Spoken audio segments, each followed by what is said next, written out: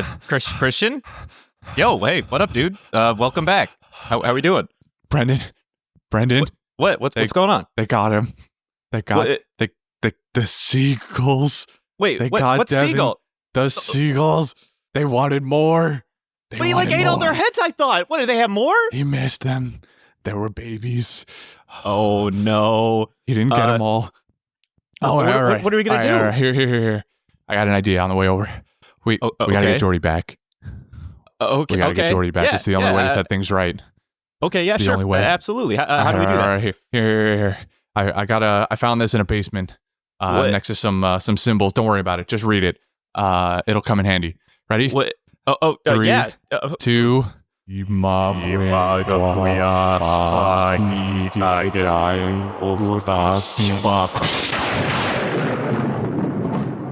Did it work? Huh? Hello? Oh my God, he's here. Hey, dude, look at finally. it. What the fuck? Oh my dude, God. we're great at this. Oh, it Wow. worked.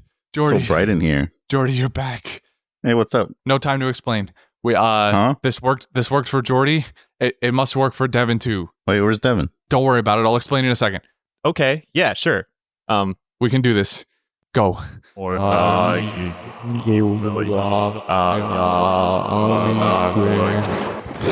Did it work? I don't. Where is he? What the hell? Where? Why? Wait. Why am I back here? What did you I do? had the one episode appearance. I didn't want to come back. I Brendan, still never got my money what did back. you fuck What up? did you say? What did I say? What did you say? What What do did you you mean? What fuck did I up? say? What did you do? That's not Devin. Guys, I saw your little scroll. I made a few corrections. There was some spelling errors Jordy. in there. Jordy, what do you mean you can't correct What? the stupid chant? Do you know how to speak this language? Yeah, it says, I summon thee from the depths of death, and I offer my own life onto the Grim Reaper. Wait, what? Wait, So you've basically traded your life. We are now soul linked. Wait a minute, no, I want to take it all back. Wait, I'm not trading my life for Justin of So- all people. I'm just kidding. hey, fuck you. I didn't want to be in here. I replaced a few ones and zeros, and I don't know who this guy is. Oh, well, I That's guess. Justin from that one time. Oh, you mean the guy we stole money from? Yeah. Yeah, that guy. Oh, I mean the invested. We invested his money. Our Yeah. one and only investor. That's this guy over here. I still have the T-shirt. Did you steal somebody's T-shirt? I don't remember. Did we give him a T-shirt? Do we have t-shirts? Did you take somebody's T-shirt? All right, I think this has gone on long enough. Hey, Justin, welcome. How are you? Great to be here. It's amazing going from like an audience member to being on the cast. All those Johnnies out there can suck it. The Yosakus can suck it. There's only one Johnny. There's one Johnny, and actually, the while we're on saint. the topic, I would rank literally all the Yosakus above you still. Damn. I'm just kidding. I'm sorry. Wow. We're missing Devin this week. Sucks to suck. It doesn't matter. Dylan, play the Without Me by Vanilla Ice. We're gonna scrap all this, and that's gonna be what the fucking intro thing is. And we'll just be like, "Hey, what's up?" He's We been got planning this Justin. for weeks since the first week he stepped out. So before we start, there's this recommendations things I'd like to do. You know, we're gonna do the grab bag early this week. Oh, okay. Yes, and we're gonna do them 2 in a row. We gotta keep them on their toes. Remember this, all right? Oh, I found this shit. cool show. Probably one of the greatest shows I've ever seen. 10 out of 10, masterpiece. Just truly Why do a I feel perfect like show, it's not going to perfect be at ending, all? and forever will be the greatest show that ever lived. Better than The Wire, Breaking Bad. I've never seen Okay. Game of Thrones, but I bet you it was better than that too. Sure. Yeah, I could agree with that. All right. It's called Sweet Home, and it's on Netflix. Bruh. It's Dude. based on some comic or some shit. I don't know. But, dude, top. Just amazing. You know, Christian, have you heard about this show before? Not even a little bit. Wow. Tell me more about it. I haven't heard anything about it yet from Jordy, but I can already tell it's probably something right up your alley. You should talk to Jordy more often. He's a trendsetter. Why must you hurt me? Could you imagine though that it actually like people genuinely believe it beat it out things like The Wire and Breaking Bad. I thought you were serious for half a second. I'm like, dude, this guy just go through like this big fucking like awakening that I didn't even know about. There's not for a second I thought he was going to give you a real answer. I mean, he seems so adamant about it. He had me going for a minute. You should know this man by now. I didn't think it would be a serious answer. I just definitely didn't think it'd be a repeat. So without further ado, maybe we just move on to that summary or whatever. All right. Having just learned that they are wanted criminals, Nami insists that the crew depart the adventure for the sake of their own lives. The others, while reluctant at first, eventually agree, but then suddenly a giant shrimp grabs the Mary and the gang is separated. It was a lobster, by the way. Luffy, Sanji, and Usopp are told that their friends are being sent to the upper yard, where the only thing awaiting is divine punishment. Konus, no longer able to hold the guilt, reveals that it was she that betrayed them. In the laws of the sky, it is every citizen's duty to turn in criminals, lest they face the wrath of the almighty Eneru. And in the same breath, a light in the sky flashes above them and down rains divine punishment. Luffy grabs Konus and attempts to flee, but the blast radius is too wide. Luckily, they're saved by local Sky Knight, Gonfall. He takes Konus and promises to keep her safe. While flying away, Konus tells them that everyone knows his true identity, wishing that he'd return to them. What that means, we'll find out eventually, I guess. So, what do we think of these 3 episodes? Initial impressions. We definitely got a lot more, progression and semi-world building. Yeah, I mean, it's definitely like setting up what happens here, and then they give you that tease at the end that like, God isn't the God that we think it is. So you finally get that like, this is the potentially big bad guy for this arc or something like that. Who knows?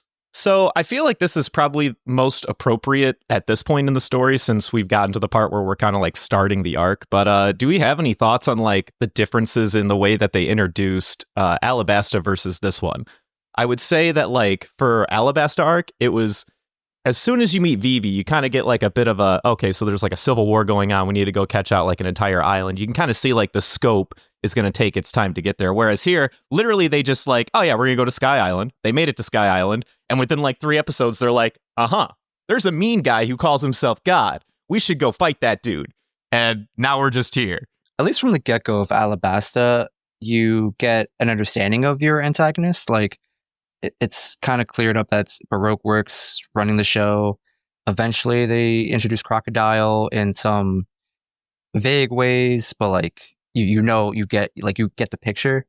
With Eneru, they're still like a mystery. They're just like the dude in the sky. They're God, right? So I'm very curious and excited to like finally get the big reveal about like, oh, this is Eneru. This is what they look like or whatever. Yeah, I like that Oda manages to kind of like set expectations for like, oh yeah, obviously like when we establish the 7 warlords, these are going to be the only villains we're ever going to see for the longest time. But it's like, nah, just kidding. I could throw in whoever the fuck I damn well please. So Christian, or Justin knows. Hey. How do you think he's pulling down those beams from the sky? I'm going to make a potentially bold claim and say that this guy doesn't have a devil fruit power. Okay. Mm-hmm. You don't think that this guy's devil fruit is going to be sky blast fruit? Yeah, the blast fruit or the hammer fruit. But I don't know. I would Oda experiment with a big bad already that doesn't also have a devil fruit power. I wouldn't mind. I think it would be interesting if this guy was just up in a castle even farther up in the sky and had like a sick death ray that he just like built and he was like a big science guy or something like that. And that maybe we learned he manufactured like the way the Sky Islands work and he's just so old. But then again, he's not the original quote unquote god, allegedly, in this place. So, you know, maybe he's just a guy who found his way up here, knows science real good, and he just built like a big ass laser up there somewhere. what I'm hearing is that this man is basically just a mad scientist who set up a death ray with a bunch of floating mirrors so that he could just aim it wherever the hell he damn well pleased. Yeah, what if it's just like really concentrated sunlight? Like it's just a bunch of fucking magnifying glasses that this dude stacked up on his ants. Dude, could you imagine? That'd be sweet, actually. That's not even that bad. So how do you think he's listening to everybody here? Well, he's a science guy. I'm sure he's got mics planted everywhere. Have we seen birds yet? Because everybody knows that the birds are drones that work for the government, no matter where you go. So I mean, we know that there's at least one bird in the sky now because they brought their South bird with them. That is true. Anyway, that's my take. Honestly, that's actually not the worst idea either, because that would be an extreme callback, because Oda does love to reference other cultures and other folklore. That would be an extreme callback to Miyazaki's interpretation of the castle in the sky, where there was an ancient civilization with crazy technology. It's a good guess. I wouldn't say it's right though. It feels like a weird devil fruit to just have though. Well, I won't tell you if it's a devil fruit or not. I know. I'm saying if it does turn out to be a devil fruit, I'm sure there will be other facets to it. Maybe I'm wrong about that, like Bellamy, but... Yo, Bellamy just isn't creative, all right? He can put springs anywhere he wants, and he only puts it in his fucking knees. If he was like, man, if only I put some in my hand and became the springiest boy, then he could fucking do some damage. Right. I'm just saying, So dude. I hope that our big bad guy doesn't only have the ability to summon a pillar of light and can do it, I don't know, like Iron Man style and shoot it out of his palms or something. I don't know. You're hoping that he doesn't just have the hammer Maybe fruit. he just can do it he can only do that specific move once a day or something before he has to recharge. That would be annoying too, wouldn't it? That would be what a waste of a fucking fruit. What if you miss? You have to hope that your guy is I'm saying to do it on that scale where he completely eviscerates and annihilates somebody's existence from this earth like that. Oh, Maybe yeah, he can only yeah. do that move once a day before he has to sleep it off or something.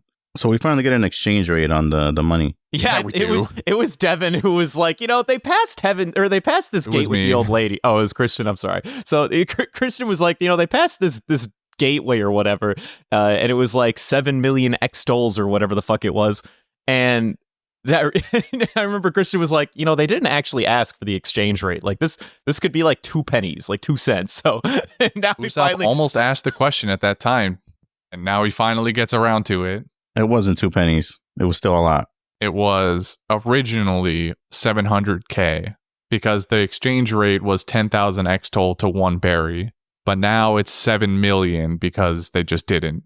They literally have to pay $70,000, doll hairs, if you will, in order to stay in this fucking country. Could you imagine? You go to the Skypean loan bank agency, and you're just like, I'm so sorry. Well, I have to take out a loan because I am a tourist here, and I unfortunately did not pay the entrance fee. And they go, ooh, well, unfortunately for illegal entrances, there's a fee on taking out a loan. And then they're like, well, what's the fee on the fee? Another 3 million X toll, give or take, something like that. Fucking obnoxious. You just get fucking put into the ground and dead as soon as you walk through the door. In terms of punishments, though, for being an illegal entrant to a country, not too bad. You don't think? Because there's a lot worse things than having to pay a little extra cash to just get out of trouble, Not if you're Nami. Well, they didn't have the money to begin with. As Nami states later, they only had 50,000 berries or something like that anyway. So yeah, they're flat fucking broke. They wouldn't have been able to pay the original entrance fee for even a single person originally. So it's fuck it, it's over. I love that scene too. As soon as what's really funny about that is that Nami was not present for the conversation whatsoever. Nope. And I remember that Usopp was screaming at her hey, Nami, we're fine. We just gotta pay this fee or whatever, and then everyone's gonna say that we're cool. And she's immediately totally on board. Oh, okay, yeah. I totally get that. No problem. What's the charge? Hey, Nami, we need you to fork up 7 million berries from your stash to pay for all the fines we got. Oh, good! So we paid the fine and we're clear! Did he say 7 million? What? You're ripping us off! Once we get to the charge, though, She whiskey throttles the pedal and just runs over the captain or whatever. And shout out to the white berets for looking like they were almost a competent like militant force for like a grand total of 30 seconds when they originally were like, all right, well now we know we have to tussle. I always like the introduction of like the milky arrows at this part, because then you realize that not only do they have like they have an offensive capability, but it's also like a support gadget where they can like set the battlefield. That's sweet to me. And then they get their like fucking skates and shit, but then Luffy doing Luffy things is just like, I think I can run on this, and then I'll just continue to punch you guys, and we're good. Yeah, little did they know Luffy had a new move to bust out. Yeah, I also completely forgot about that move. I ain't gonna lie to you. I don't think you'll ever see that shit again. But if you do, call me a liar. I also thought it was hilarious that you actually heard like firework noises for whatever fucking reason. It was Gum Gum Firework, by the way, for all the kids at home. It was beautiful. It was like the way they animated was beautiful. Dude, the animation though too. I have that in my notes. I don't know what's going on, but it feels like there was like a massive shift in like good quality over the course of like one of these episodes. Like suddenly, I'm actually it was 158 getting, when they had the wardrobe change for Sanji and Usopp too, just spontaneously. I think the next animation change is my personal favorite, and it's not super far. And I think I even know the exact episode it happens, to be honest. I remember the first time I saw it, I was like, what the fuck? This show looks great now all of a sudden. What the fuck happened? Hey, Christian. Hello, yes, it's me. I wanted to ask Devin this question too, but stuff. Out of the 1,000-ish episodes, how many arcs do you think there are in this series, Christian? Yo, we're hitting them with the tough questions today. Wow. Well, let's see. What was Alabasta? Around 60, 70-ish? Something like that. All right, well, if I'm including East Blue and the recently finished Alabasta, I'm going to go with a nice even 11. 11 arcs. I mean, you weren't far off. You overshot it by 2. 9. There's only 9 There's arcs. 9, and you already know 3 of them. And we're in the third one. I actually thought that number was a lot lower. I'm going to have to check the math on this. I thought it was only like 7. I'm basing this off the wiki, in case you're wondering. Oh, That's really? valid. Oh, okay, well, fine. We'll let the wiki decide, then that's fair. Do they split the East Blue, or do they call it all as No, one? East Blue is 1, and then after East is Alabasta. Okay, fair enough. There's no like romance arc or nothing in there. Gotcha. I guess arc's a weird way to say it. I guess a saga. Yeah, no, like I would have guessed like the sagas There's are like little way mini lower. arcs, and then there's sagas. Makes sense. I'm still surprised though. 9. I know Justin said that he thought it was higher. I thought it was a lot lower, at least by like 1 or 2, guaranteed. So that means some of these arc sagas go like 150 episodes or something then, right? Mayhaps. Maybe. Mayhaps. I mean, that's the only way the math checks out. There's 6 to Maybe. go and there's 800 episodes. So Don't worry about it. So, in addition to stupid shenanigans with their military and whatnot, they're also now realizing that they don't really know a way to go back home. Yeah, this is the patent that we climbed up the mountain, but how do we get back down? Right. And honestly, this is a very good question because they had to ride a whole fucking water pillar in order to get up here. I guess they know they've heard that there are other ways to get to Sky Island. So I guess my question to Christian is, do we think that they're just going to go the back route way back down and then just be like, I guess this is where we are now, and then just continue on from there? I couldn't begin to tell you. They mentioned I think it was Conus, right? Yeah. Conus, she lets you know that there's a way, like you have to get back to the White Sea, and the White Sea takes you back down to the Blue Sea. Well, her way of going down is you just jump off and land down there and hope you don't die on the way there. Is that it? They never specified exactly how you go I down. know she never says. She says that she has a way. It was the Cloud End or something it was Yeah, called. Cloud End, that's what they called Right. it. So it's implied that it's just the edge that you jump off of. I'd like to believe there's a little bit of a more sophisticated way to travel at Cloud End. They jump off of a sky shrimp, and it floats gently. No, this is what happens. They jump off of Cloud End, and then one of those robots with wings comes by and then just kind of like ferries them down to the blue, and then we're good. But while we're hearing about Cloud End or whatever, we also, unfortunately, our new best bay, I'm sorry, that was a note given to me by Sanji himself. Our new best bay is unfortunately kind of rooting for the other team here. So she calls this lobster, sends our goons all the way over to like their judgment at the sacrificial altar or whatever, at least like 4 of them. And then, unfortunately, we get the exposition from Pagia saying, so this is how it works here. We send half of you to the sacrificial altar, and the other half of you have to try to save them. Weird, very weird ritual, but okay, I guess that's all there is to it. You saw how it was. He was testing them. If they wouldn't have gone, they would have died. And now that they're going, they're going to, They still think they're going to die, but at least they'll go down believing in friendship. What their original punishment was to be put on a cloud and adrift in the sky for all eternity. That feels way more diabolical than giving somebody a chance to get their friends back. Here's the thing. It's that you take hope and you crush it. That's the punishment here. Because they're under the assumption, not even assumption, literally nobody has ever made it out of this specific punishment alive. I guess that's They fair. either run for their life and die, or maybe they build up the courage to go save their friend and die. So either way, their hopes are crushed. Someone's hopes are crushed either way. If you're just set out on a cloud in your ship with your friends, like you just all starve together. We're also assuming that they're letting them all live while they're adrift. Like, if you saw the ship that fell down into the ocean, half of those people were, like, impaled in the head with, like, spears and shit.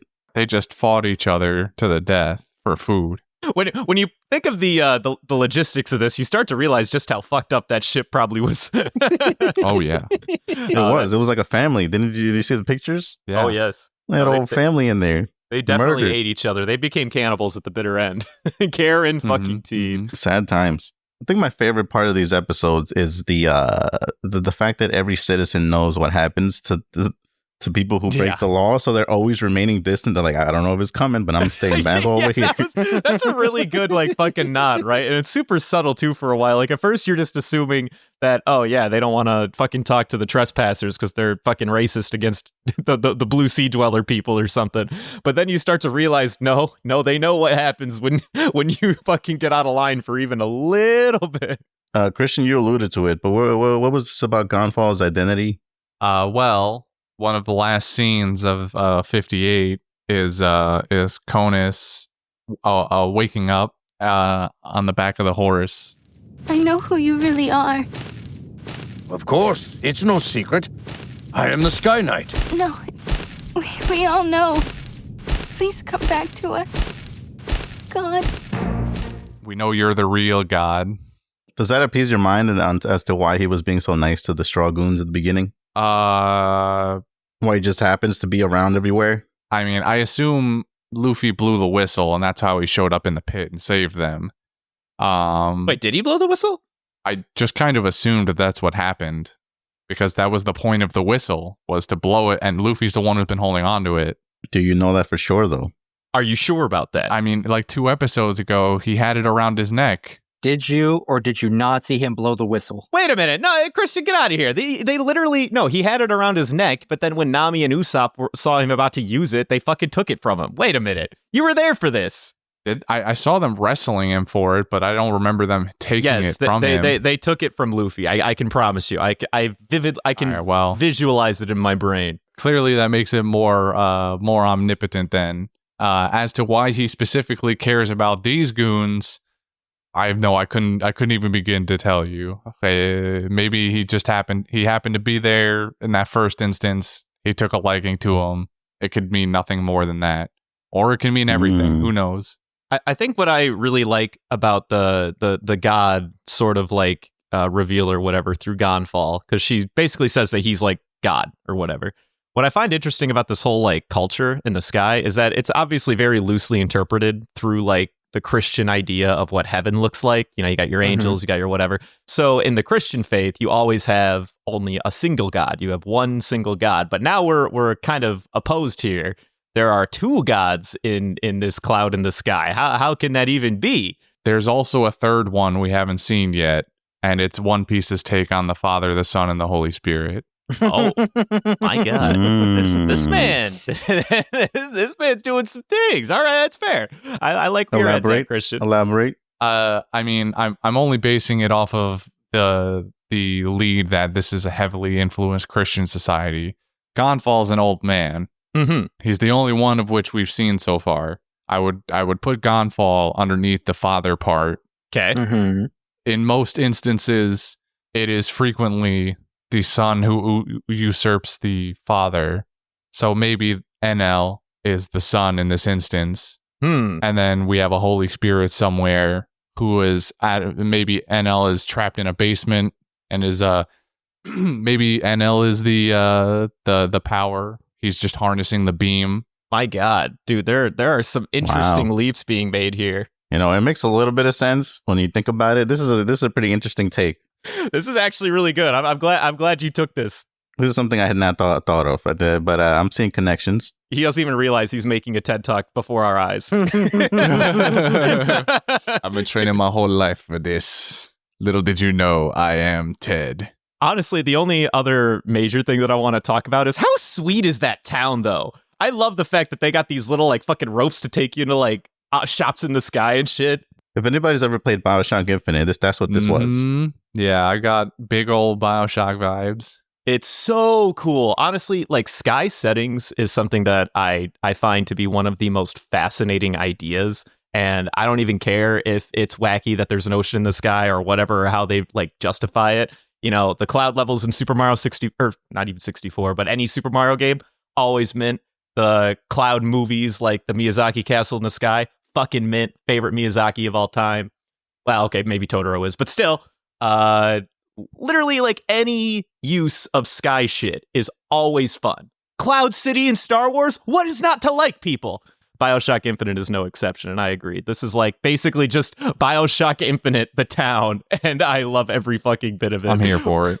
When Luffy takes that fucking rope and goes into the dial shop, I'm just like, bro, I need more of that dumb shit in my life. Give me that. That's sweet. How do you get down from that one, though? They probably have it set up so that like you're supposed to go down with the same rope you took up. That way they always have like that. Yeah. That way it like filters the number of people that can be in the shop at any given time. Maybe you put your foot in the handhold instead, and then you just grab the rope, and it just drops you down or something. That or they always come prepared with like a zipline dial, I guess. I see you don't even need a dial. You just have like a zipline you connect to the thing and you just fly down. It's a parachute dial. Everyone's trained in paragliding here. Everyone already can paraglide. Dude, they have wings. Wait a minute. They can glide anyway, can't they? Well, maybe they can't. Yeah, they have wings, and we never see them fly. Are we on the assumption that their wings are not able to be flown? Different decoration. These are humans who could once fly decades, centuries ago, but now the wings have grown smaller because they didn't need them anymore. That's funny because I won't get into it, but we'll get there in a couple episodes here. Oh, is there really an explanation for this? Well, not exactly, but that particular comment where you say that they have evolved to not use them, we'll get there eventually. Okay. Sorry, I don't want to be too vague, but I can't talk about it yet. No, it's fine. I'm sorry. We're going to meet Charles Darwin. Don't you worry. Evolution with wings is kind of important, but not in the way you think it is. All right. I can't wait. All right, we can't wait. Don't worry. We'll repeat this or come back to this topic. Hey, Justin, you got anything you want to bring up? Did anyone? I don't know if it was ever covered in the previous episodes. All of the Skypiea people greet each other with "Hesso." And Luffy just keeps making comments about like, what on earth are you people saying? I don't understand why he's being so mad about it, because this is the same dude who monkey poses when people monkey pose to him. So I feel like he'd be the first one to go Hesso back. It's very out of character for him. Yeah, I can see that. It is a little weird that Luffy's the one. So for the listeners, I decided to look up what Hesso means, and it's apparently Japanese for belly button, which like really random. There might be some other like context. They put that fucking thing behind their heads too when they say it. Actually, have we seen anyone besides the White Berets do it? Did Conus and the old man do it to them when they first got there? No, I don't think they did. I think it's only they say the White Hesso, Berets. but I don't think they do the devil horn thing. But they don't do the devil horns, right? That's probably just a military thing. Yeah, it's like saluting. I think it's like their salute. Does anyone else have anything to comment? I would just like to say that Chopper continuously proves to be the cutest fucking bean on this whole show every single time.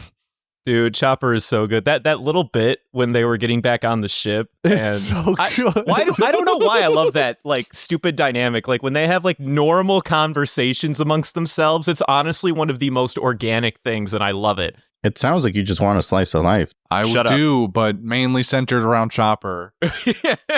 He has that whole other moment too where like Nami's getting really mad, and at this point Chopper has been trained to run whenever Nami gets mad, and he goes and he hides behind Sanji, and Sanji gives him like a little head pat. Dude, my heart melted. It was like it. he like hugs Sanji's leg, and know. Sanji just like pats his head. I'm like, oh. It's so good. The goodest boy. All right, anything else for anybody? I feel like that's everything, right? We didn't really. There wasn't a lot that happened. I kind of wish there was more plot stuff. Oh, we had the first sighting of a new map, which I always like. I love those maps. Those maps are sweet. Like those little like. Oh, you mean with the intro? Yeah. So we got a Sky Island map, the little lobster boy taking them all the way into the clouds, and then Yeah. Your favorite character, the narrator, came by to give us a rundown. a very very underappreciated part of the story in the show. Seems like that's it. Now next week's gonna be 159 and 161. You guys got quotes? I just have a one-liner from Luffy going, "Illegal entry, what's that?" And then they just literally don't even like press the question further. They just move on to another part of the conversation. Anyway. So I got that guy. The other one I had was a Nami quote when they were talking about they got to get their priorities straight on like trying to leave the island or whatever. Nami like hits the shit out of Luffy and goes, "My priorities are life first, then money." Criminals, I'm not staying here a minute longer either! Are you nuts? Get your priorities straight! The adventure is always the most important part! My priorities are life first, then money! Please tell me I'm third on that list! Don't push me! You raise a good... At the beginning of 158 / end of 157, when he's told he finally gets to potentially go kick some ass with the Guardians on the island or whatever. He's just the old man's going on about how dangerous it's going to be, and like there's these Guardians and they're super deadly, and Luffy's just sitting there like, finally, I get to kick some fucking ass. We get to beat up some people. His hands are trembling. He's like, finally. Trembling with They excitement. won't catch these hands. He has a problem because he just beat up these white berets. I know. There's one more thing we didn't even talk about. There was a new ED this week. Oh, there was. It's true. There was. It's not one of my favorites. Not much exciting about it. It was just a nice art. Spoils the costume change. So basically a 1 out of 10 from me. He was looking forward for that big Zoro reveal, I'm sure. Zoro has the best one. Zoro does have a really good costume this arc. This is one of his best, guaranteed. I will agree. Who do we want to vote for this golden ham? Because I don't know. I can't remember his name. It's Cronus' dad, Paglia. There we go. Yeah, Paglia. I think he should get golden ham for just being the most patient human being in that whole planet. The most generous too. He's given all his food, all his resources, his shelter, everything. You know, honestly, that's not that bad a pick. I'm going to counterpoint that with he sent his daughter off to die. Well, he sent his daughter to do the thing she's required to do or else die. That if she failed to do, she would die. Yeah, I think that if she didn't do what she was doing anyway, that the sentence would have been death anyway. You know what I mean? So you go instead. Well, generosity only goes so far, you know. He used it all up on the straws. He used all that patience up on the straws. Christian has the points though. Like why did he send the daughter and go himself? These are also very, very much facts. Self-preservation should not be frowned upon. That's all I'm saying, all right? I'm going to offer up a different old man. Gunfall. Get it out of here. For the epic save, bro. What do you mean? They'd have been annihilated. He just saved the protagonist, if anything. So he should probably be the hero and the here. waifu of the week. Sanji declared waifu. I may not have been so inclined to do this if Luffy had blown the whistle, but he came of his own accord. He did this because he is a hero. That rides a Pegasus. Yes, that rides a polka-dotted pink Pegasus like a majestic man. A guy makes one epic save, and all of a sudden you give him the golden ham. And you want to give your golden hand vote to a child murderer, potential child murderer in the making. I will say this. I'm on the Pagia train because we do have a guy who's offered to fix their broken-ass 200-year-old waiver, offered Still up the hasn't done it. home, offered up the food, offered up his fucking time and all of his other resources. He has been very As much helpful. as I kind of want to give it to the bro that is the fall, I would give it to Paguya here. He may have sacrificed his only child, but let's be honest, maybe he didn't want her around. Wow! All right, hold on. I think you might have just dissuaded me, Jordy. Wait a minute. Wait, Jordy, don't You do might this have to just me. lost a member of your team here. Clearly, the man was a super genius engineer at some point in his life, but then he had to throw it away for the daughter, and then now he's spiteful. Jordy, Jordy, stop talking. We What have the is W. this with you? You'll notice he never even finished the old waiver. I have now hit split ticket. I don't know. I've lost my will. Not like this. All right, where are our votes at right now? I'm still on the pocket trade. I'll die with this ship. I'm still on the Gon train. I'll go Pagia. Don't say anything else though, Jordy. You're gonna convince me to go Godfall. Just don't defend him any further. Quick, move on. But move on before I change my fucking mind. All right, Pagia wins. Woohoo! I'm just saying, dude. He said that Hesso real suspicious. Yo, you stop. You stop that. He did a lot of sweat in these episodes. Did a lot of sweat in these episodes. All right, what are we doing? What's the grab bag? Somebody spin the wheel. What always assume it's a wheel? Like, what if there's no wheel today? What if it's What just do you like want it to be? You want to do like a dice All right, roll? this time it's a Mega Millions ball mixer. Hey, Justin, here's a dart. Throw it at the wall. Wow, how did you miss the board? But I mean, he still managed to hit one of the items in the grab bag somehow. All right, I don't know why that It's wasn't on brass the chicken. board. The Justin and Christian. Vote for Pagia. What? Wait, What? say that again? Yes. Do you remember what brass chicken is, Christian? Briefly, I might have forgotten what the brass chicken is. It's not the Miss God. Valentine Award, Christian. I assign you 2 characters and you debate on a Yes, brass I chicken award. Remember now. Boy. Hey, this guy came here thinking we were voting for the least favorite. Idiot. And you've been on this podcast how long? To be fair, we've done literally 2 brass chickens, and they've both gone fucking I horrible. think we've done 3. No, we've definitely done 3 because the third time we tried to get Jordy to do it and he didn't still. Yeah, don't worry about it. All right, Justin, you get the White Beret Commander. Oh, And, I knew it. Christian, you get the Super Express Shrimp. It's a Super Express lobster, by the way. The one that carried them away? Yep. We really, Okay. we really need to put something. It's a fucking lobster, Jordy. I'm telling you. No, it's a shrimp. It says shrimp. I'm looking it up right now. Hold on. Hold these debates until we know what we're talking about. Oh my God, it is. It is Super Express. Okay, wait a minute. Wait. Okay, here's the Animal. disconnect. Here's the disconnect. Once again, we had a Viz choice and the Funimation dub also chooses to call it a lobster. It is actually called the Super Express Speedy Shrimp, so it is a shrimp. However, the Viz manga English translation, and by extension the Funimation dub, when they were when they wrote the script for this, also called it a lobster. That's my disconnect. Fine, I am the fool. It is a shrimp. I am sorry. All right, I'll go first. All right.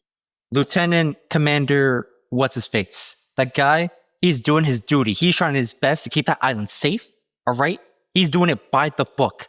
Freaking protecting your protected fish species or whatever. Making sure people aren't disturbed by like noise pollution of everyone on the crew snoring. All right?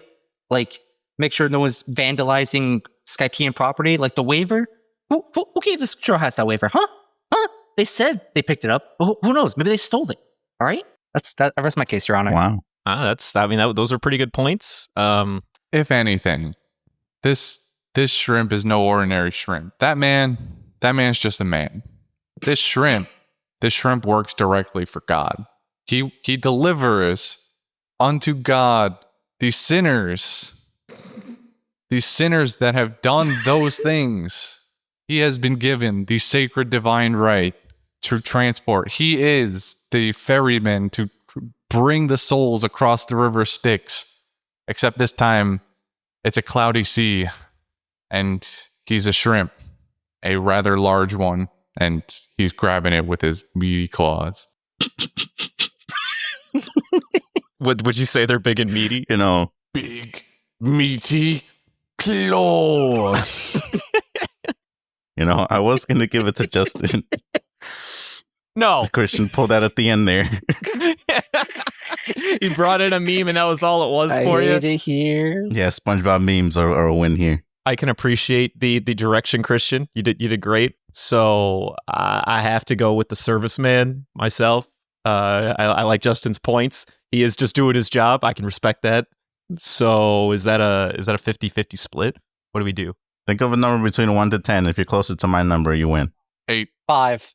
I was thinking of 7, so Christian wins. Woo! Damn it. Baby! Sorry, Justin. I was out here for you. Justice for the shrimp. Never lucky. All right. Well, I guess that's it. Yeah? I will say, so follow us on our socials or whatever on Panda Sightings at everything, Twitter, Insta, send us questions or just comments or whatever to our Gmail, Panda Sightings as well. So Christian, what if I told you that the arc is really 20 episodes long? I'd be amazed if this was 20 more episodes. We're 6 episodes in now. 6 episodes in. So what if I told you there's only 14 episodes, and in that time, Luffy becomes a god himself? I would call you a dirty liar. What if I told you Usopp becomes a god himself? Now we're cooking. Now we're cooking. Finally, I get to experience what Brendan's been on about this whole time. I didn't realize it'd only be 150 episodes in. God damn. Where does the show even go from here? Usopp's a god in 160 episodes? It's like Around the World in 180. What is that show? What is that movie called? 180 days. 180 days. From man to god in 160 episodes. Starring Usopp. Insert last name here.